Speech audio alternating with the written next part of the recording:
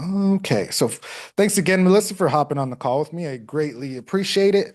First question for you is, can you take me back to the beginning that led you to your journey with digital marketing and the digital growth community in general? Sure. So I'm a teacher. I still am a teacher. I was just tired of the exhaustion, the constant, 9 to 5 work day, giving it my all as a teacher, um, because you do, Mhm. giving to others, giving to the kids and families and everybody else, and then coming home. And I was just already tired from my day. And then I had to be present, be there for my family as well, and my kids too. And um, really, it was them saying, like, you never spend time with us. Like, you always bring work home. Because I was always grading papers and, trying to get everything that I didn't get done during the day.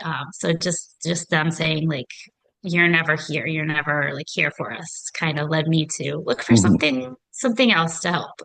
Yeah, definitely. Yeah, and that's and first and foremost, right? Thank you, because I think teachers are one of the more undervalued professions, right? I don't think you guys get enough credit. And I also think you guys are in a field where it should be one of the highest paid, right? Um, Yeah. and because you guys deal with a lot, right? And you guys are just so important, right? Just to society in general. So yeah, and it's unfortunate that like the pay structure doesn't reflect that value, if that makes sense. Um, Yeah, I agree. yeah. So thank you again for doing that. Aside from maybe wanting a little time freedom, maybe even another extra income stream, was there anything else that you were kind of craving at that point? Maybe, like freedom, stability, or maybe even impact? Yeah, the freedom, the time freedom, money freedom, like more of we needed help financially, just that struggle of living paycheck to paycheck and, in survival mode pretty much, every month, but not having enough for you, like the little extras, the vacations, the things like that. Yeah, definitely. So who would you say that you're building this for really? For my kids, really, just to show them, first of all, that I can do it, that if you put your mind to something, you can do it. My son is graduating this year from high school, and that is what he's always said he wants to be as an entrepreneur. So just, you really have to buckle down, work hard to do it. It just doesn't fall in your lap, as I think he Absolutely. thinks. But that you can do it, and I want to be able to give them a little, a different lifestyle where we can go and do things instead of just kind of sitting at home because we don't have, financially we're not able to go on vacations and take little trips and things. Definitely. Yeah, and that's awesome that your son wants to do that. And I Yes. think a lot of people are in that same position, right? Whether they be just graduating from high school or, in a different field or even in an older age, right? It's like you said, like entrepreneurship is very hard, right? It's not as easy as everyone makes it sound because it's all completely dependent on you, right? And the amount of work that you put into kind of dictates the success that you're going to have. Um, is there, so what would you say is different about you now compared to when you had first joined the DG Mastermind?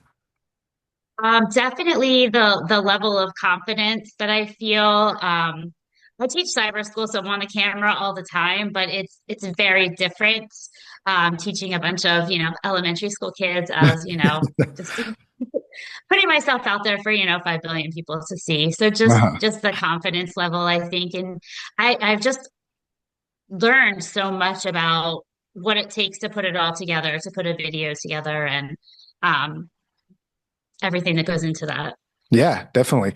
And it's funny because I talk to, I do these all the time and I'm hear different stories and so it's like the confidence is a big one, right? That's one thing that we hear a lot, how it builds that. But the other thing, right, is, like in your case, how you teach, over, a computer and things like that.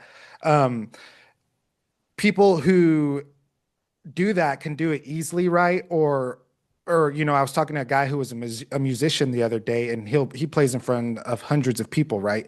But he said that, when it comes to making just a personal video on his phone by himself, he absolutely freezes up. So it's just Yeah, I interesting the how same.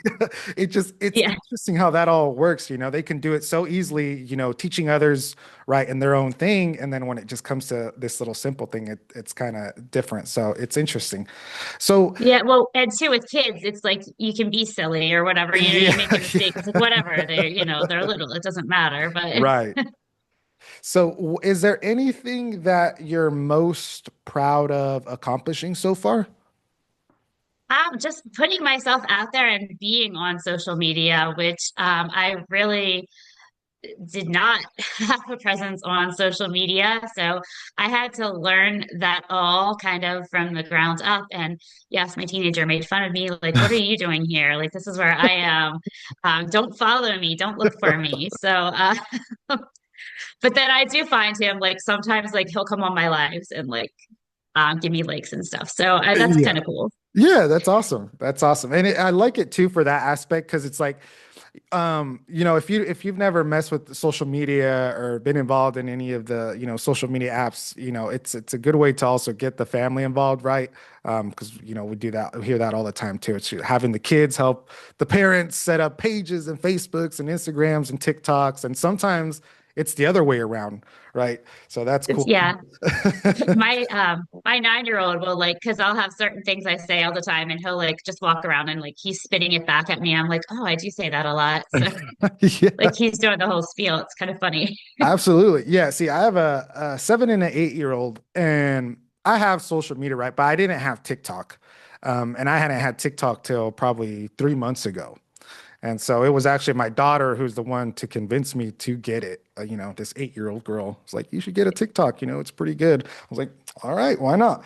Um, so, fast forwarding, let's talk a little bit about mindset. And you could probably speak to this a little more than most, right? Because you're a teacher, right? And so you have to go in with a certain mindset of, helping people daily, even if they are just children. Um, was there any type of mindset that kind of helped you go through the day to day just in life or, in business I, as well? yeah, I will say so. I teach mindset a lot. I teach Mhm. fifth grade. The past couple of years, I taught fifth grade, and we talk about mindset a lot and the power of a mindset, a fixed mindset versus the growth mindset. Like, so I am all about that. I am talking to them about that all the time, put it into my lessons all the time, but like applying it to me is very different than telling somebody else to do it. So I've struggled with that a little bit as, yes, I am worthy. Yes, I can do this. Mhm. So it's a different spin on it when it's putting it to you personally than teaching it to others. Absolutely. Absolutely. And I don't think a lot of the time we realize that too, right? Because we got a lot of, mindset coaches and things like that in here as well. And it's like, it's a lot of the time we hear that it's like, I teach it, but it's like, I don't take my own advice, So it's interesting how that works too. So let's fast forward a little bit. Say you're helping the people that you want to help, you're making the type of income that you want to make. What does your dream life look like 12 months from now? Not having to teach full time and being able to spend more time with my family, to help out my younger son with schooling because it is difficult for him. So just to be more actively involved in his schooling, which I'm a teacher, so I think I have that have that ability and I know ways to go and I know him, so I know like what works best for him and so just being able to help him out more, being there for my parents as they're getting older and talking about not driving soon. And so my siblings and I are like, oh, well, like if you're not going to drive, how are you going to get around? Like that kind of, they hadn't really thought about that. Like we're going to be taking them to doctor's appointments and stuff. So just being able to have the flexibility, just to help different family members, flexibility to go on vacation, take those little mini trips and things that we want to do, things that the kids want to do. Um, that's what I'm looking forward to. Definitely. I love that. So, what do you think it mean to you, not only yourself, but your family, your future, when you actually pull it off? Can you repeat that? Yeah, I asked what do you think it mean to not only yourself, but your family, your future when you actually pull it off?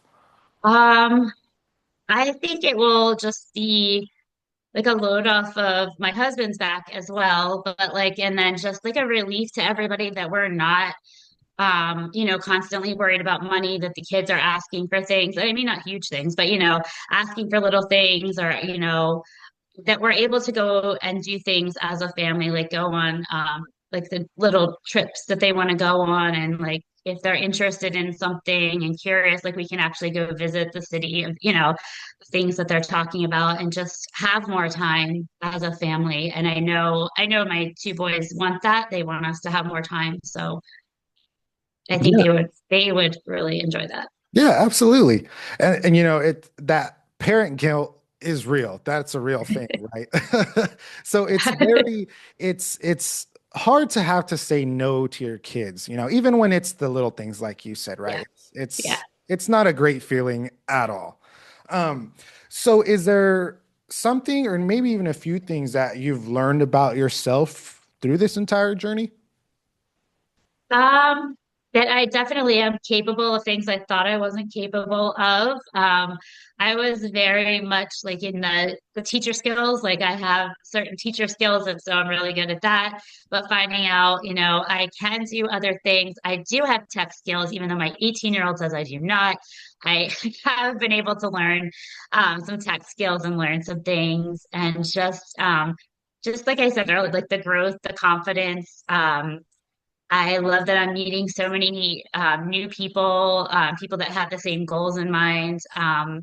The Mastermind in-person event was amazing, just meeting everybody and hearing their stories, and staying in touch, like just, making those friendships around the world, like Yeah, definitely. with everybody. Yeah, absolutely. That's one thing I really love about this as well, right? It's this huge community of like-minded people, right? So it's like no matter which way you turn, there's someone to ask advice or ask for help from, right? Because they're all in the same position or they're just trying to achieve the same goal as you. So it's easy to ask for help. So is there any type of advice that you would give to someone who's maybe in the same position as you, or maybe even scared to start with something like this? I was scared to start too. I didn't know what I was doing. And so my best advice would be just jump in and do it, do it messy, do it scared, do it having absolutely no clue what you're doing, because you will learn as you go along. You have a community of people behind you. You have great mentorship and guidance with all of the live trainings, the live Q&A. And anybody really can do this as long as you're dedicated and consistent and coachable. Definitely. I love that. I love that advice. So, last question for you, Melissa. What do you now know is possible? Anything is possible if you put your mind to it. And that's something I say to my students all the time. There is no limit to what you can achieve. It's whatever you want, put your mind to it and you can do it. Definitely. I love it. I love it. Well, that is all the questions I had for you, Melissa. Not so bad, right? Pretty easy. Yeah, that was easy. I appreciate you taking the time again to speak with me. You did great. And hopefully we can hop on another one of these when you're even further in your business and helping all these people. All right. Thank you. Thank you so much, Melissa. Okay.